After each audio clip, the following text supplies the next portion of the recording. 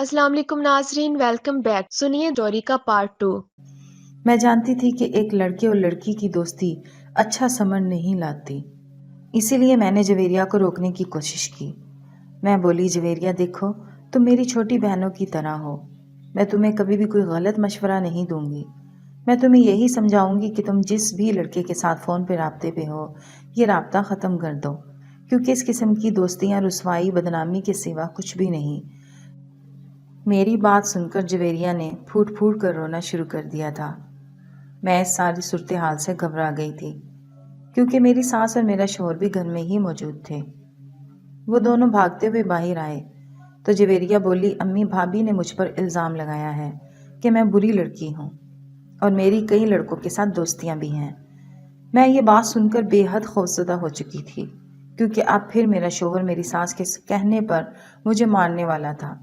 मैं सूरत हाल से बचने के लिए भागकर अपने कमरे में चली गई और अंदर से कुंडी लगा ली। मेरी सास मेरे कमरे का दरवाज़ा पीटने लगी थी, मगर मैंने दरवाज़ा नहीं खोला। रात को जब अरशद कमरे में आए तो वो हंस रहा था। बोला, आज तुमने बहुत ही समझदारी का मुजाहरा किया है। आइंदा भी अगर ऐसे हालात पैदा हों तो तुम ऐसे ही करना।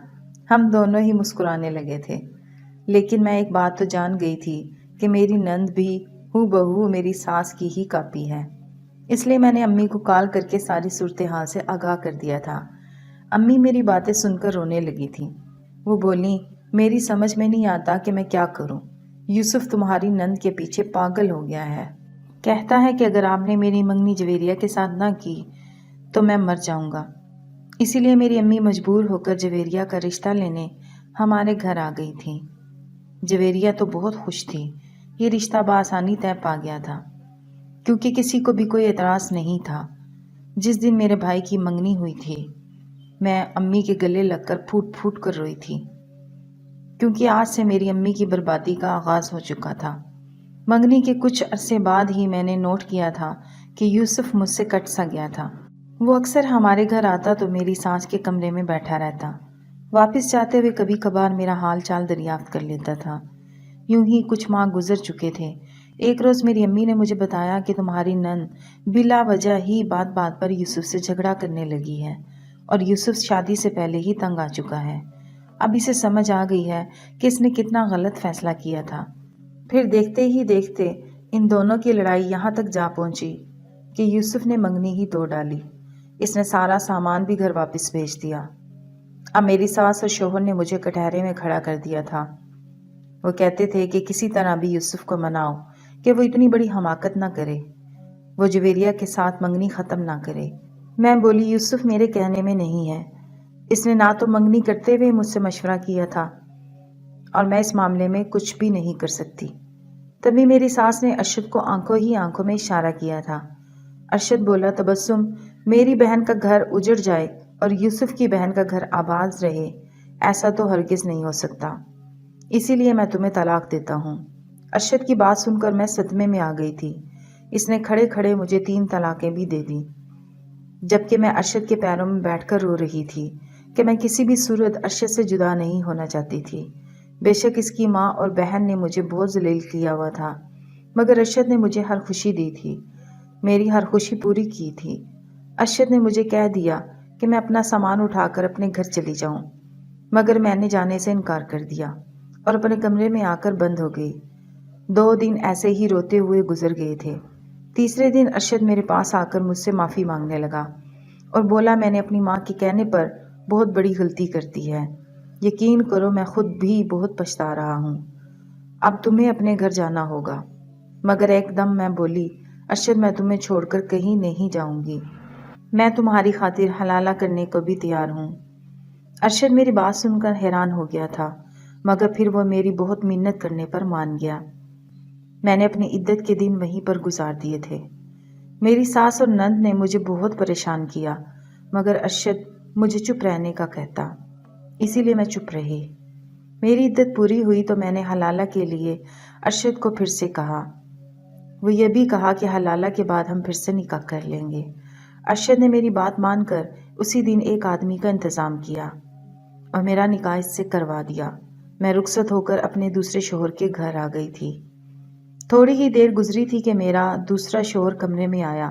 اس نے جو ہی میرا گھونگھٹ اٹھایا تو میری تو چیخیں نکل گئیں، کیونکہ یہ اس وقت کی بات ہے جب میں 17 برس کی تھی۔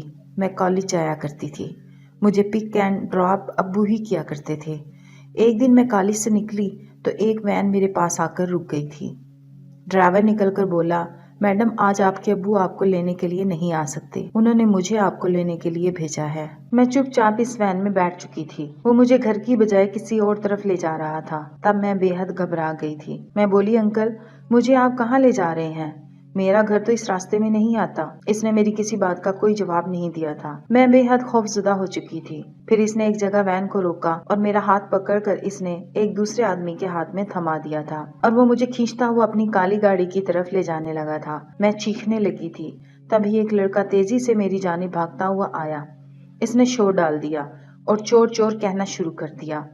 سب لوگ ہماری جانب متوجہ ہو چکے تھے۔ میرے اغواکار اس صورتحال سے گھبرا گئے اور وہیں پر مجھے چھوڑ کر فرار ہو گئے۔ اس لڑکے نے مجھے دیکھا تو مسکرانے لگا اور بولا، شکر ہے آپ محفوظ ہیں۔ وہ لڑکا مجھ سے محض 5 سال ہی بڑا ہوگا۔ وہ بولا، آپ فکر نہ کریں، آپ محفوظ ہاتھوں میں ہیں۔ پھر اس نے ایک ٹیکسی روکی اور مجھے اس میں بٹھا کر میرے گھر تک چھوڑ آیا تھا۔ اس نے مجھے بتایا تھا کہ وہ فروٹ کی ریڑھی لگاتا ہے۔ میں نے یہ بات کسی کو بھی نہیں بتائی تھی۔ میرے اندر خوف بیٹھا ہوا تھا۔ بس اس دن سے مجھے وین سے بہت ڈر لگتا تھا۔ آج میری دوسری شادی ہو چکی تھی اور میرے شوہر نے میرا گھونگھٹ اٹھایا تھا تو میں یہ دیکھ کر حیران رہ گئی تھی کہ وہ کوئی اور نہیں، وہی پھل فروش تھا۔ میرے چہرے کے تاثرات دیکھ کر وہ بولا، کیا تم نے مجھے پہچان لیا ہے؟ میں نے اس بات میں سر ہلایا اور بولی، میں اپنے محسن کو کیسے بھول سکتی ہوں؟ میری بات سن کر اس کی آنکھوں میں بھی آنسو آ گئے تھے۔ وہ بولا، تبسم میرا نام اکبر ہے۔ میں نے جس دن سے تمہیں اغواکاروں سے بچایا تھا، میں اسی دن سے تمہاری محبت میں مبتلا ہو گیا تھا، مگر میں اپنا رشتہ بھیجنے سے پہلے کوئی اور کاروبار کرنا چاہتا تھا، کیونکہ مجھے پتا چلا تھا کہ تمہارے گھر والے کسی بھی صورت تمہاری شادی ایک فروٹ بیچنے والے سے نہیں کریں گے۔ اسی لیے میں نے دن رات محنت کی اور اتنے پیسے بنا لیے کہ میں نے ایک کپڑے کی شاپ بنا لی۔ اور پھر جس دن میں نے اپنی ماں کو تمہارے گھر بھیجنا تھا، مجھے پتا چلا کہ اسی دن تمہاری شادی ہو گئی تھی۔ میں نے یہ صدمہ بڑی مشکل سے برداشت کیا تھا۔ میں تمہاری ایک جھلک دیکھنے کے لیے اکثر تمہاری گلی میں بھی آیا کرتا تھا۔ پھر میں نے تمہارے شوہر سے دوستی لگا لی۔ ایک روز اس نے مجھے بتایا کہ اس نے تمہیں طلاق دے دی ہے اور اب حلالہ کرنے کے لیے ایک آدمی کی ضرورت ہے۔ تب اس نے مجھے ہی یہ کام کرنے کے لیے کہہ دیا۔ اس کی یہ بات سن کر میں خوشی سے جھوم اٹھا تھا اور تمہارے شوہر سے کہہ دیا تھا کہ میں حلالہ کرنے کو تیار ہوں، کیونکہ یہ چند دن میں جو تمہارے ساتھ گزارنا چاہتا تھا۔ اس دن کے بعد اکبر نے مجھے اتنی خوشیاں دی تھی کہ میں حیران رہ گئی تھی۔ وہ بہت اچھا انسان تھا۔ شادی کے تیسرے دن اس نے مجھے طلاق دینا تھی۔ اس دن وہ میرے پاس آ کر بیٹھ گیا اور بولا، تبسم میں تمہاری ہر خواہش تو پوری نہیں کر سکتا، مگر تمہیں عزت مان اور پیار دے سکتا ہوں۔ میں تم سے درخواست کرتا ہوں کہ تم مجھے چھوڑ کر اپنے پہلے شوہر کے پاس واپس مت جانا۔ میں تمہاری ساس اور ارشد کو بہت اچھے طریقے سے جان گیا ہوں۔ ارشد ہمیشہ اپنی ماں کی بات مانتا آیا ہے اور اس کی ماں ایک اچھی عورت نہیں، وہ ایک جھگڑالو عورت ہے۔ ارشد کبھی بھی تمہارا نہیں بن سکتا۔ کب تک تم ارشد کے ساتھ رہو گی؟ وہ بھی اپنی ماں کے کہنے پر تمہیں طلاق دے دے گا۔ اکبر ٹھیک کہہ رہا تھا۔ اس کے سمجھانے پر میں نے اپنا فیصلہ بدل لیا۔ میں نے ارشد کو کہہ دیا کہ میں اکبر سے طلاق نہیں لوں گی۔ میری بات پر اس نے مجھے کچھ نہیں کہا تھا اور چپ کر کے وہاں سے چلا گیا تھا۔ تب مجھے یقین ہو گیا تھا کہ ارشد کے دل میں میرے لیے کوئی محبت نہیں تھی، بس میں ہی اس کے پیچھے مری جا رہی تھی۔ اگر وہ مجھ سے پیار کرتا تو کبھی بھی مجھے چھوڑ کر نہ جاتا۔